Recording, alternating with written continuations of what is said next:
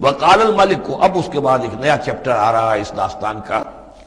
بادشاہ نے کہا، قال الملک کو، اپنے دربار میں. اب یہاں یہ نوٹ کر لیجئے کہ اس وقت کا جو مصر کا یہ بادشاہ ہے یہ فرائنہ میں سے نہیں ہے. اس وقت مصر میں حکومت تھی جن کو تاریخ میں کہتے ہیں ہکسوس کنگز، چرواہے بادشاہ.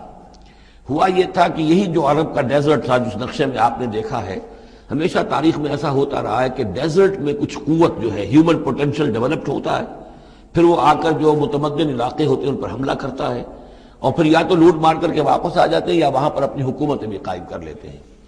تو اسی جزیرہ نمائے عرب سے کوئی قوم نکلی، کوئی قبیلہ نکلا، زوردار تھا، اس نے حملہ کیا مصر پر، اور مصر کے جو مقامی لوگ تھے وہاں کی قبطی قوم کی، اسے اپنا غلام بنا لیا اور خود اپنی حکومت قائم کر لی. تو چرواہے بادشاہ کہلاتے ہیں کہ یہ صحرا سے آئے تھے، چرواہے تھے، اور یہ آ کر یہاں بادشاہ بن گئے.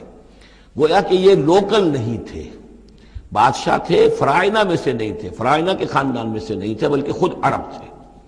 وہ بادشاہ جو ہے معلوم ہوتا ہے کہ تھا بھی نیک سرشت، بہت ہی بھلا انسان تھا، اگرچہ یہ کہ بہرحال جہاں تک تعلق ہے توحید کا یا رسالت کا یا نبوت کا یا آخرت کا یا شریعت کا یا کتاب کا، اس سے نابلد، لیکن ہوتے ہیں مختلف لوگ، مختلف مزاج، تو بھلا آدمی تھا. قال الملک کو، اس بادشاہ نے کہا، انی ارا سبع بقرات، میں اپنے خواب میں نے دیکھا ہے کہ 7 گائیں ہیں، سمان خوب موٹی تازہ، یاکلہن سبع عجاف، انہیں ہڑپ کر رہی ہیں 7 گائیں جو دبلی ہیں.